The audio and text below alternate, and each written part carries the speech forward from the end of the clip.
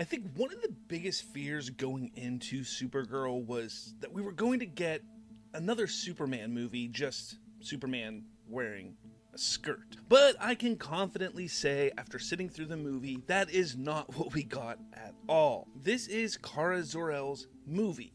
It's funny, it's emotional, it's surprisingly weird at times. And while it is definitely not a perfect film by any stretch of the imagination, it proves that DC Studios understand something that is extremely important. Before you build a universe, you need the audience to care about the characters that are within it. So let's talk about why Supergirl works, where I think it stumbles, and why I think this is actually a good step in the direction for the DCU. Now, if you've seen my post, if you saw my out-of-theater reaction, I do say that Supergirl exceeded my expectations. The thing is my expectations weren't super high. I've been saying for quite some time that I don't think Supergirl was the right movie to make as this second film in the DCU. I also wasn't really looking forward to this movie as much as a lot of other people were. I just wasn't overly excited like I was Superman last year. Last year, I was so pumped for Superman. I could not wait for Superman. But when it came to Supergirl, I was just kind of like, yeah, I mean, I want to see it. I'm excited to see it, but I'm not like, whoa, let's freaking go! Let's go! So that wasn't me. I was like, yeah, I'll go see it. So, and then I started seeing some of the reviews out there and hearing some of the chatter, and it was kind of mediocre. It wasn't overly excited. So my expectations for the movie weren't very high. So when I say it exceeded my expectations, it absolutely did, because I kind of went in there expecting to see a dog shit film. It's the biggest piece of dog shit that I have ever heard. But it surpassed that. And I will say this, it was a fun theater-going experience. I had a blast going to the theater to see this. It was my fiance, my daughter, myself, my youngest daughter that is, and just had a blast watching this movie in an IMAX theater. The big screen and the IMAX scenes, it was a lot of fun. The crowd was into it, I was into it.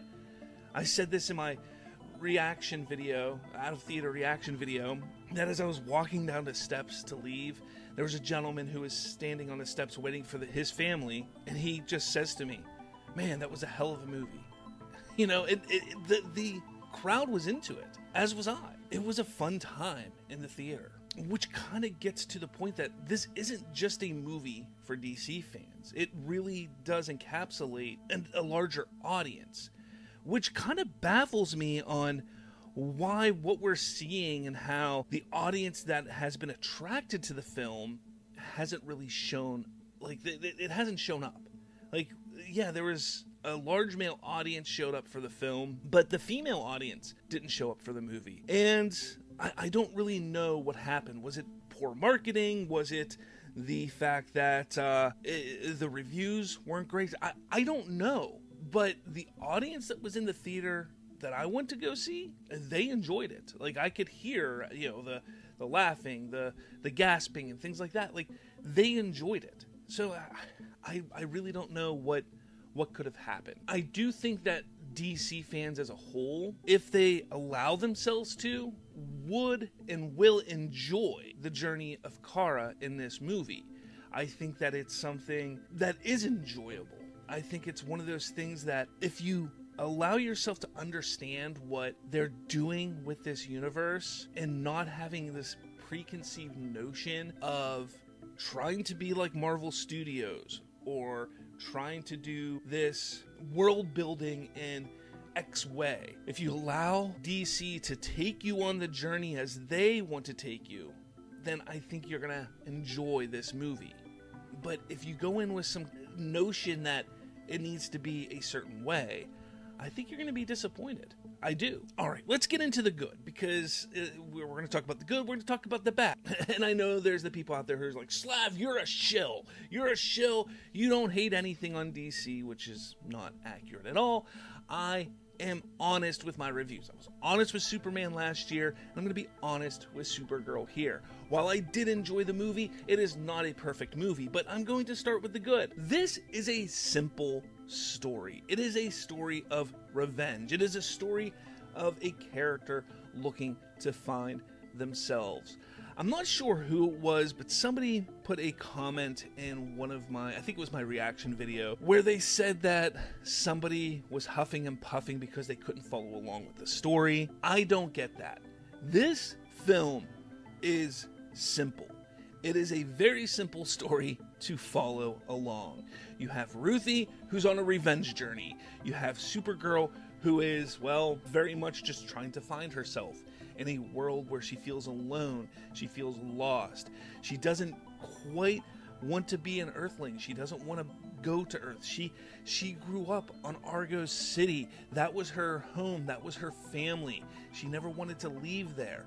And she goes to Earth and she doesn't feel right there. And she's trying to find herself. It's a coming of age story for her. And then you have Ruthye, who's on this revenge tour. It's a pretty simplistic story. You have Kara, who's like, hey, Ruthye, you don't want to kill Krem because it's going to take you down a dark path. There is an emotional core between Kara and Ruthye that I really like. You know, Kara keeps trying to push Ruthye away, and Ruthye keeps coming back to her. At first, it's because the immense power that Ruthye sees that Kara has, and she wants to utilize that to get her revenge on Krem. Over time, it becomes an admiration. It becomes almost like a mentor-mentee type of relationship. And yes, the bond between Kara and Krypto is the heart of the movie. I've heard some people say that they don't feel the connection there, but personally, I felt it immediately. I felt the relationship between Krypto and Kara right at the beginning of the movie. From the moment that she wakes up from Krypto, those first 10 minutes of the movie is all about her and Krypto. From the moment he pops up on screen, wakes her up, to the moment they're playing fetch, to the moment they go into a bar and she's sitting there talking to him. It's all about the two of them. And you can tell that's her family in her eyes, the only family she has. It's not Clark, it's not anybody else, it's her and Krypto.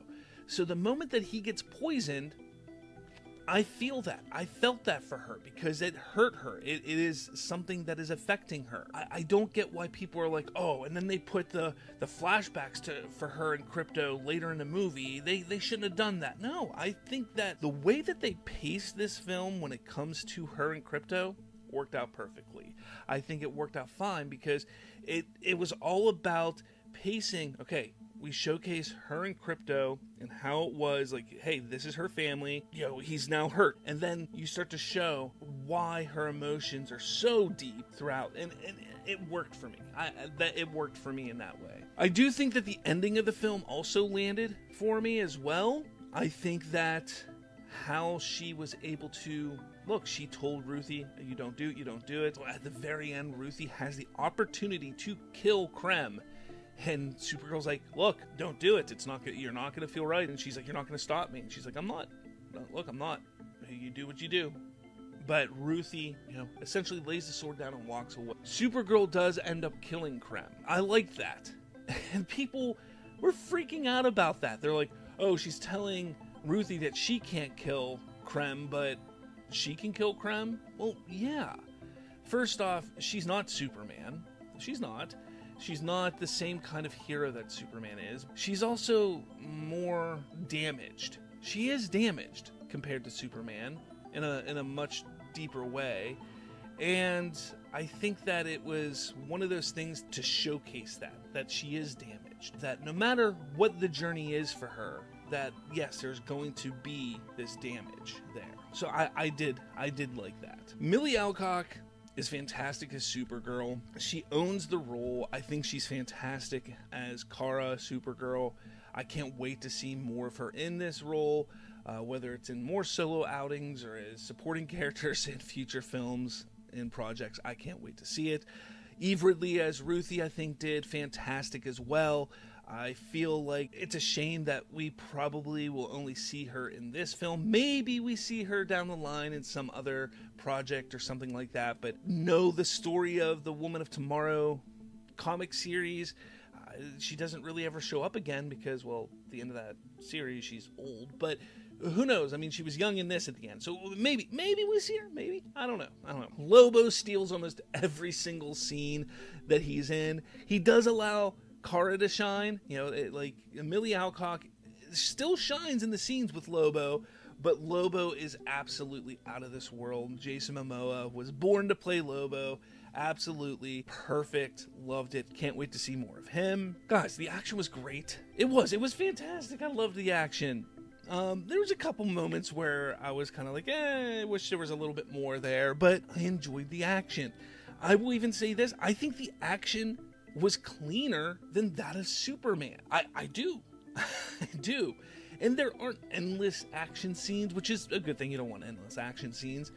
But I think the cinematography was just better and cleaner than of Superman. The sequence of Kara getting poisoned by the husband and wife, I think, is my favorite action sequence, like from that point and all the way to the end of that sequence where the brigadiers or whatever they're called, they left. Yeah, I think that was fantastic. I loved that sequence. I do like the final battle as well, from the moment that they're on top of the ship and then to the very end of Krem dying. Like, that whole sequence was pretty good, with the exception of that final needle drop, but we'll get to the bad.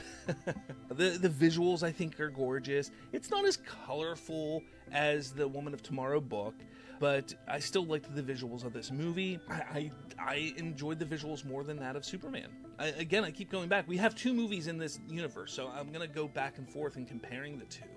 I think that there's two moments in this film that, for me, are almost unforgettable, that I keep replaying in my head over and over. And they were both in trailers, but I think they play better in the movie. And that's Lobo's entrance on his bike when he comes blasting through the explosions. I absolutely love that moment.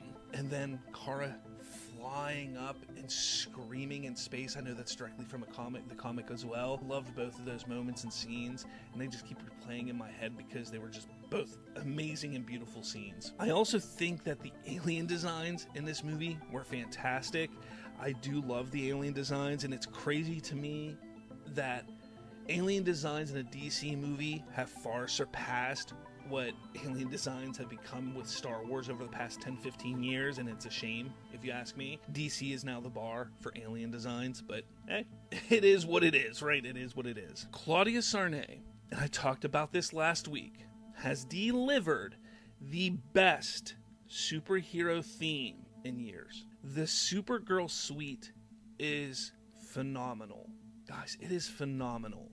I have to say, like, the other moments in this movie for the score are good. They're good. They're not anything overly crazy, but the Supergirl suite, it's fantastic. It is fantastic. I can listen to it on repeat. Like I said, it is one of the best, if not the best, in years.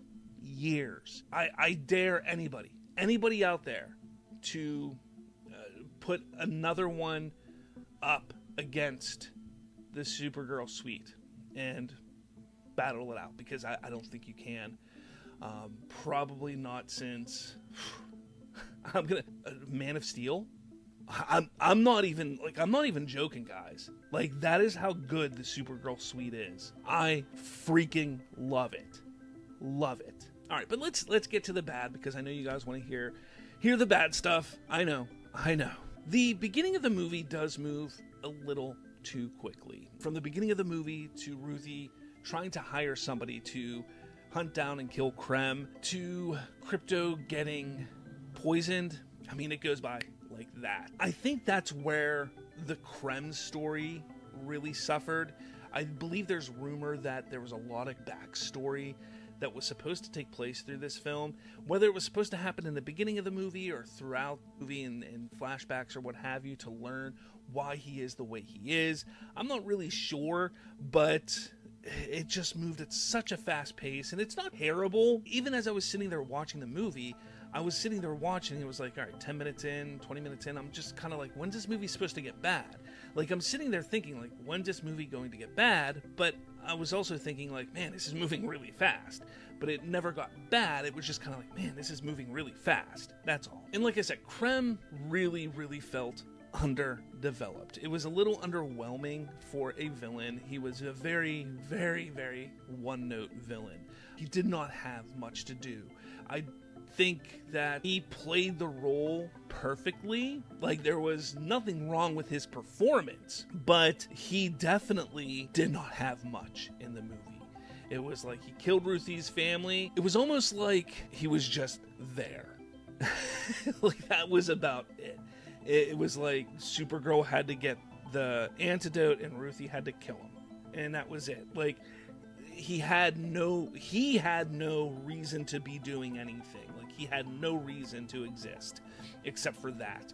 And that was kind of the disappointing thing for him. Like, it seems like the whole taking wives thing, and honestly this whole child trafficking thing that was a subplot in the movie was taken out. That would have made a little more sense, and it kind of seems like Supergirl was going to have a secondary mission where at first it was all about Krypto, but then she was going to come around to this righteous mission of, hey, we need to stop child trafficking type of thing, but they pulled that out, it seems like.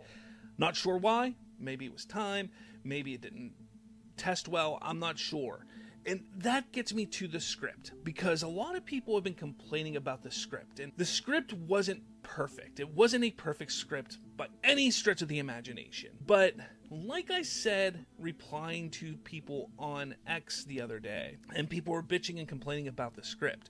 Because remember, James Gunn greenlit the script, and they said, look, we are not going to greenlight movies that don't have perfect scripts. Scripts can be edited to hell and back in post-production. This is one of those movies that I think that happened to. Because I see these subplots, I see these moments and characters that just don't have much there, but seem like there was more there. That can happen if audiences don't test well with them. They could have sat down and read the script and thought, damn, this script is amazing. It has a great take on things that are going on in the world, but if the audience just doesn't want to react to it well, then they're going to edit that stuff out. So I don't necessarily hold that against Anna Naguaria. I don't.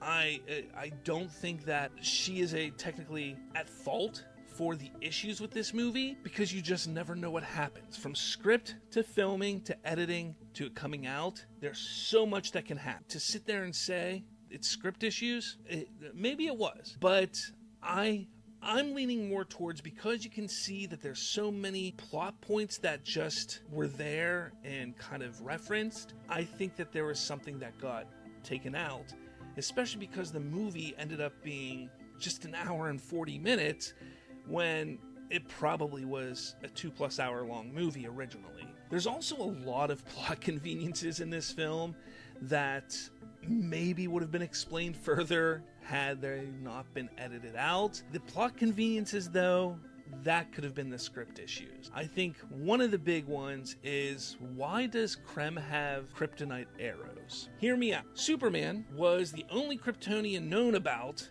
to be alive on Earth for 20 years, and he hasn't even been known for 20 years. He's been known for 3 years as a Kryptonian on Earth. All right. And then you have Kara, who has been known on Earth for 3 years, 4 years, maybe, I don't know. And then she's traveling the galaxy, but does she tell people she's a Kryptonian? Not to mention that the kryptonite thing was known on Argo City. All those people died. And it was known on Earth. Is it known everywhere? Everybody around the galaxy and in the universe probably thinks that Kryptonians are dead, right? That's what I would expect. So why did he have kryptonite arrows? Another one, this will be the last one I mention right now. If the yellow sun heals Kara from kryptonite poisoning, why didn't they try to heal Krypto from the poisoning he had? Now, I know that they said that moving him would, the whole thing was moving him would make it painful, but come on, that's just kind of a cop-out, I think. I think. I don't know. That's just me. Finally, the needle drops in this movie. There were a couple decent ones, but overall, specifically the final one, the one of the cover of the middle, that was bad. That was really, really bad. I don't know why they decided to go that route, because honestly, it wasn't needed. Like, up until that point, that entire sequence from the moment that Kara shows up in her suit in the sun, and you get her Supergirl suite, and she starts helping out, and there's the battle, and everything's going on. You're in it, man. You're in it. Everything's great. Like, it's going really good. It felt, guys, you're going to laugh at this, but it felt very Zack Snyder-esque. Like, from the music to the action to the excitement, it felt very Zack Snyder-esque. Like, the tone, the feel, it was great. It was fun. And then that ridiculous needle drop. What the fuck? Here's the thing. If it was actually the original song, I think it probably would have played slightly better. But that rendition of the song was horrendous. And on top of it, it just didn't really fit. That was really, really bad. It was. Look, I think this movie has made me slightly more confident in the DCU, in the way that they're handling the movies and the projects, because again, I like that they're focusing on the characters and not this overarching idea of we have to have this connect to this, connect to this, connect to this. For some reason, and we saw this with Peacemaker even. We saw this with Peacemaker. People got so upset that there was no, hint or allusion to, hey, this character's coming, or this person's coming, or this is happening, or this is coming. And it's like, that's not what they're doing. They're not doing the Marvel thing. Everybody was bitching and complaining that they were like, oh, when James Gunn comes in, he's just going to Marvelize everything. Well, no, he's not. But then they still sit there and say, oh, he's Marvelizing everything. But he's not. And it's crazy. It's crazy. He's not doing the thing you say he's doing, but then you bitch and complain that he's not doing the thing that you say he's doing. Really? Really? I also love how it does connect seamlessly with Superman, with the flashbacks and the connections there. I like the ending scene with Supergirl and Superman and how she's come around. Krypto was great in the movie whenever he wasn't dying. Krypto's amazing. The only thing the bad about Krypto, I wish he had his cape. I do. The cape makes Krypto even cuter. So if you were to ask me why you should see Supergirl, I'll give you a few reasons why. I think it's a fun sci-fi film with heart. I think it tells a complete story instead of solely existing to set up future films. It introduces one of the strongest heroes of the new DCU. It proves that DC is willing to allow its characters to breathe before rushing in to a crossover. It's not Superman in a skirt, and Kara has her own struggle, her own identity, and her own voice, and that's exactly what she needed. But guys, let me know, did you check out Supergirl this weekend? I don't think many people did, but were you one of the few that actually did go see it? Let me know in the comments below. What did you like about the movie? What didn't you like about the movie? Look, it's not a perfect film. It's not. Again, I give it a thumbs up. In the thumbs up, thumbs down world, I give it a thumbs up. I'll say, if this were to release in 2025, like if it released last year, for me, this probably would have been. It's better than Fantastic Four. It's better than Brave New World? Was that Captain America Brave New World? It's definitely better than those two. I'd say Thunderbolts, Superman, Supergirl, and Supergirl may surpass Superman. Because like I said, I think that I had more fun in my first viewing of Supergirl than I did with Superman. But after repeat viewings of Superman, I really enjoyed it more. But Supergirl may surpass that. If I watch it a few more times, it may drop down. I don't know. We'll have to see it a few more times to get that. But if it were to release in 2025, it'd definitely be in the top 3. So it's definitely better than Fantastic Four and Captain America last year. I think it's better than Deadpool and Wolverine even. Yes, it definitely is. And what's crazy is, people sit there all the time and saying, we're going to talk box office real quick. Deadpool and Wolverine made $1 billion. Again, that doesn't mean it's a good movie. Sure, it's an enjoyable film, and then you're going to sit there and say, well, Supergirl is failing at the box office. Again, that doesn't mean it's a bad movie. And I try to explain that all the time. I don't know why people aren't going to see Supergirl. I don't understand it. I highly enjoyed the film, but to each their own. It's not a perfect movie. It's not. I get that, but to each their own. Anyways, guys, hit that like button, hit subscribe, and we'll have some more videos coming out throughout the week, so make sure you follow along. With all that said, let me know all your thoughts about Supergirl in the comments below, and I'll catch you all later.